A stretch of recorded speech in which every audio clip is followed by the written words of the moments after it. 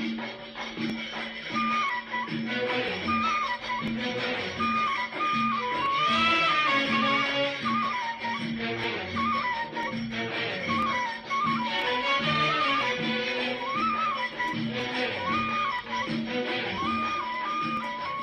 بيكم معايا في درس جديد من دروس تعليم الكروشيه من وي.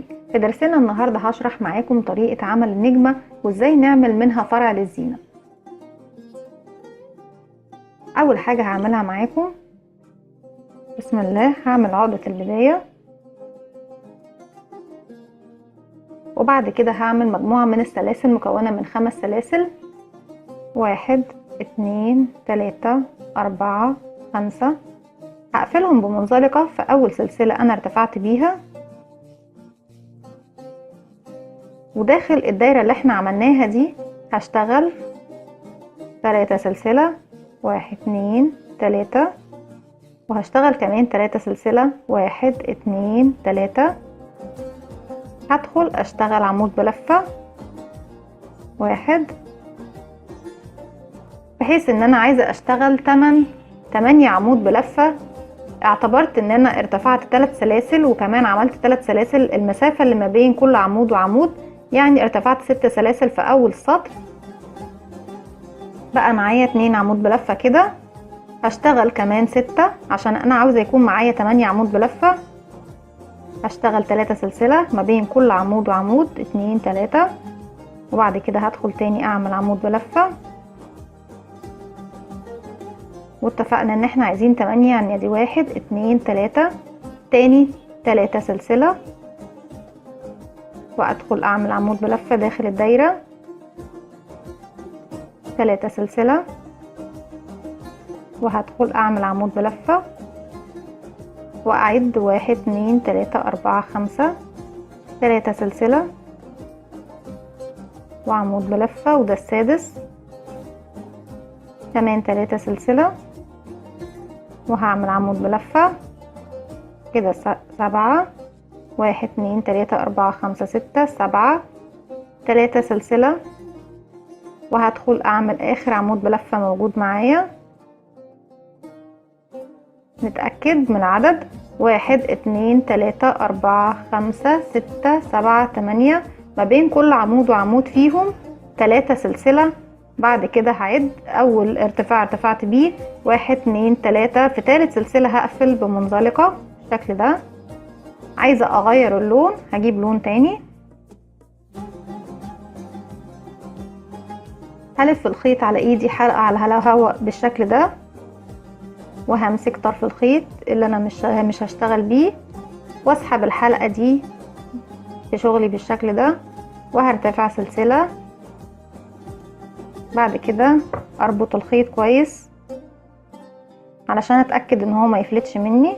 ولو حابين تشتغلوا بلون واحد مفيش مشكلة، انا بس حبيت اوريكم الفكرة ان احنا بنشتغل باكتر من لون في النجمة.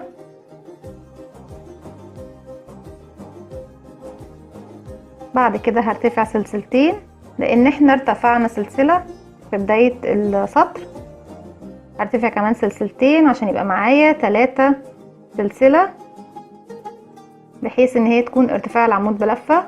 وكده انا ارتفعت اول عمود في السطر دوت. بعد كده داخل الفراغ دوت هشتغل 4 عمود بلفة، 1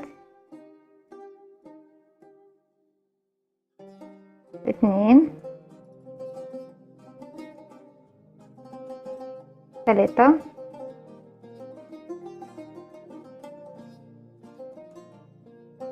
4، وفوق العمود اللي جاي دوت كمان هشتغل 1. يعني بشتغل داخل الفراغ 4 عمود بلفة، وفوق الأعمدة بشتغل فوق كل عمود بلفة بعمود بلفة. يعني اشتغلت فوق العمود ده بعمود بلفة، بعد كده هشتغل في الفراغ 4 عمود بلفة. ادي 1 2 3 4، وصلنا للعمود هشتغل فوقيه عمود بلفة تاني داخل الفراغ 4 عمود بلفة. ادي 1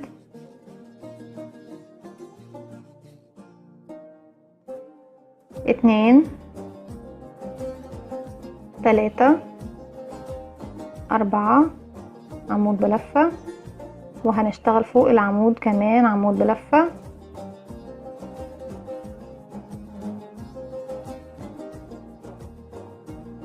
تاني فوق الفراغ هشتغل 4 عمود بلفة. دي 1 2 3 4، وفوق العمود هشتغل عمود بلفة زيه، تاني 4 عمود بلفة داخل الفراغ،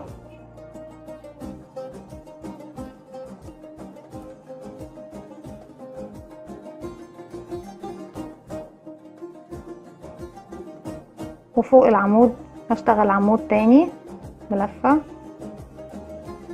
وبشتغل بخلص السطر بنفس الطريقة دي 4 عمود بلفة داخل الفراغ، وبشتغل العمود بلفة فوقيه عمود بلفة. هكمل السطر وهرجع بعد ما خلصت السطر بتاعي. هقفل بمنزلقة في ثالث سلسلة ارتفعت بيها.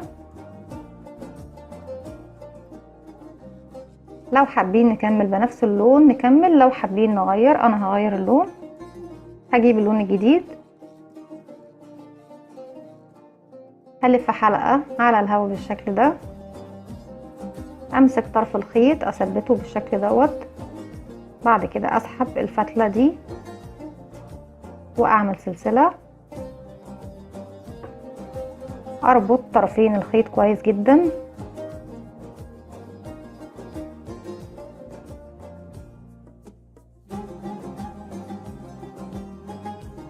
اثبتهم علشان ما يفلتش الخيط مني بالشكل ده، واقص الخيط اللي مش هشتغل بيه خلاص.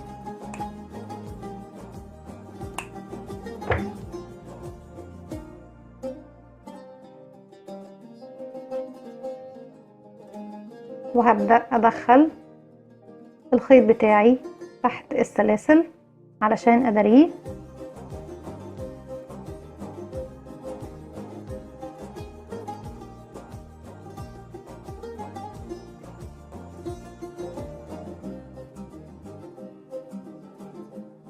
ولما اتأكد ان هو خلاص ثبت اقص الزيادة.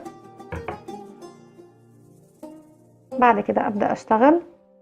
انا كنت ارتفعت سلسلة لما دخلت الخيط الجديد، هبدأ اشتغل كمان 6 سلاسل، 1 2 3 4 5 6، وداخل ال6 سلاسل دول هشتغل، هفوت اول سلسلة انا او اخر سلسلة اشتغلتها واشتغل في التانية، يعني هفوت اول سلسلة تقابلني واشتغل في التانية غرزة حشو،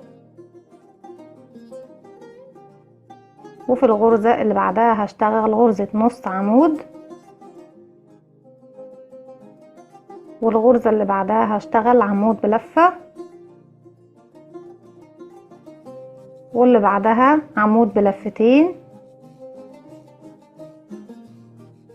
1 2، والغرزة الأخيرة هشتغل فيها عمود ب3 لفات، يعني الف الخيط على الإبرة 1 2 3، وادخل اشتغل في الغرزة الأخيرة عمود ب3 لفات، ادي لفة، واخد كمان 2 حلقتين من على الإبرة يبقى لفة، اخد كمان حلقتين من على الإبرة يبقى تالت لفة، بعد كده اخرج من الآخر حلقتين موجودين على الإبرة بتاعتي بالشكل ده.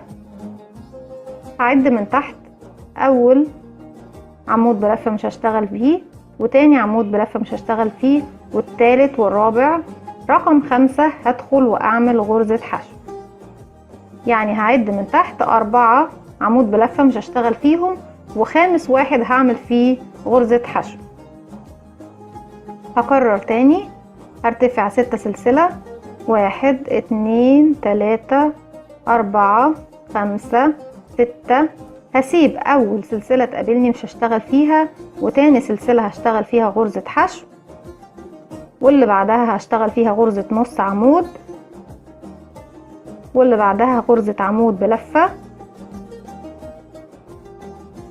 وبعد كده غرزة عمود بلفتين،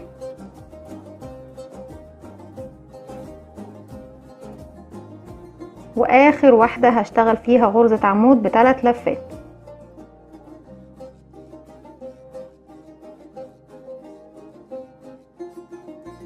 بالشكل ده. يعني الست سلاسل اللي بنرتفعهم بسيب اول واحدة، وبعد كده في تاني واحدة بشتغل غرزة حشو، تالت واحدة بشتغل غرزة نص عمود، واللي بعدها غرزة عمود بلفة، واللي بعدها غرزة عمود بلفتين، واخر واحدة بتكون غرزة عمود ب3 لفات. بعدين بعد من تحت 1 2 3 4 مش هشتغل فيهم، ورقم 5 هعمل فيها غرزة حشو. بالشكل ده بتتكون معايا اطراف النجمة. هكرر تاني معاكم 6 سلسلة، 1 2 3 4 5 6. نسيب اول سلسلة ما نشتغلش فيها، تاني سلسلة نشتغل غرزة حشو، تالت سلسلة نشتغل غرزة نص عمود، في رقم 4 هشتغل عمود بلفة، في رقم 5 هشتغل عمود بلفتين،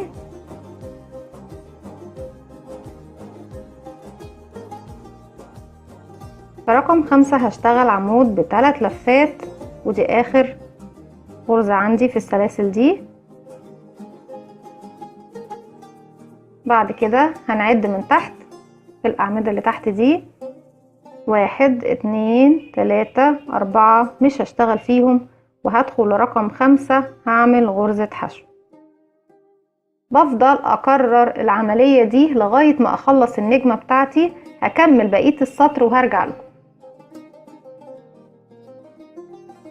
وبعد ما خلصت زي ما انتوا شايفين، حبيت اعمل معاكم اخر واحدة.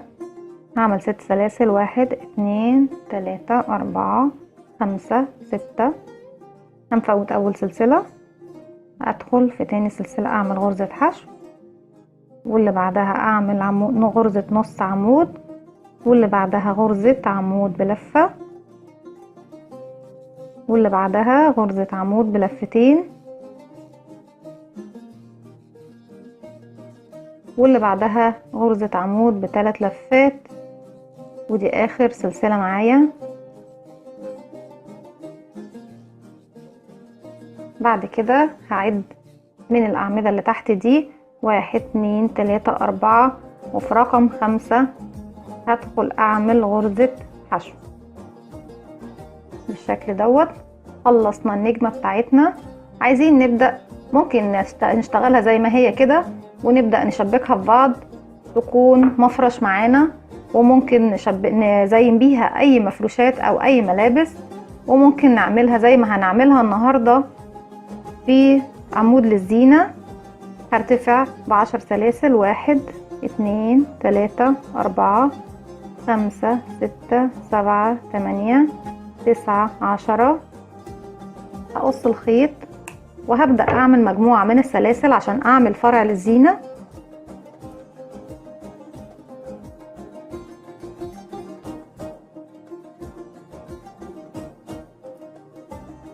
هعمل مجموعة من السلاسل طبعا بطول فرع الزينة اللي انتوا حابينه، وليكن انا هعمل دلوقتي 30 واحدة. دي 1 2 3 4 5 6 7 8 9 10 11 12 13 14 15 16 17 18 19 20 21 22 23 24 25. وبعد كده امسك النجمة اللي هشبكها معايا وادخل في اخر سلسلة انا عملتها واشتغل غرزة منزلقة بالشكل ده. وبعد كده اكمل السلاسل بتاعتي تاني، اعد العدد اللي احنا حابينه. انا عديت هنا 25، هعد كمان 25. 1 2 3 4 5 6 7 8 9 10 11 12 13 14 15 16 17 18 19 20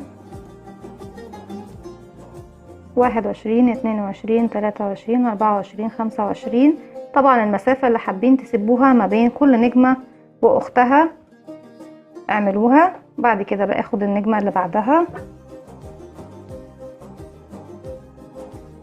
بدخل في الحلقة الأخيرة واسحب الخيط واشتغل منزلقة بالشكل ده، واشتغل تاني نفس العدد من الغرز.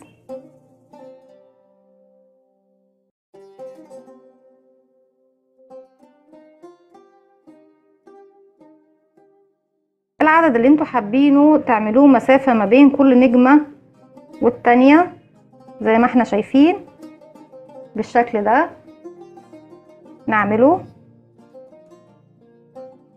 وبعد كده ناخد النجمة اللي معانا الباقية،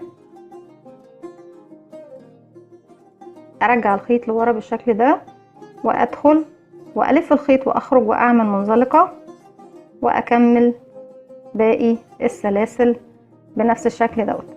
وطبعا انا مش هختم قبل ما، المفروض ان احنا بعد ما بنشبك النجوم بتاعتنا بالشكل دوت انا حابة اداري الخيوط الزيادة، طبعا ما يكونش شكلها مش لطيف بالشكل ده، بداريها او بدخلها تحت السلاسل بتاعتي لغاية ما اتأكد ان السلاسل دي او الخيط ده مش هيفك مني خالص. ابدأ اقص الزيادة الموجودة فيه بالشكل ده،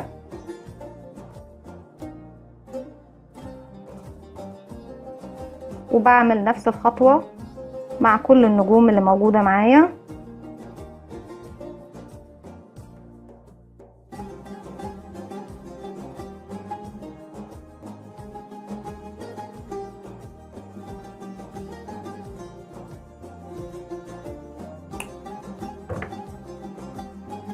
وبكمل على نفس الشكل دوت يا جماعة. وبعد كده بيكون ده شكل الفرع بتاعي، افرده كويس. ولو حابين تثبتوا النجوم اكتر من كده ممكن نشتغل نجمتين ونحط النجمتين على بعض ونشتغل حواليهم بغرزة منزلقة، بحيث ان هي تكون لو ثبتناها كده في الفرع بتكون اقوى، لكن هي عامة بالشكل ده بتكون جميلة بردك وثابتة وحلوة. دي كانت فكرة النجمة بتاعتنا النهاردة وفكرة فرع الزينة. اتمنى ان الفكرة تكون عجبتكم. لو عجبكم الفيديو اعملوا لي لايك وشير وسبسكرايب، واستنوني فيديو جديد من وي.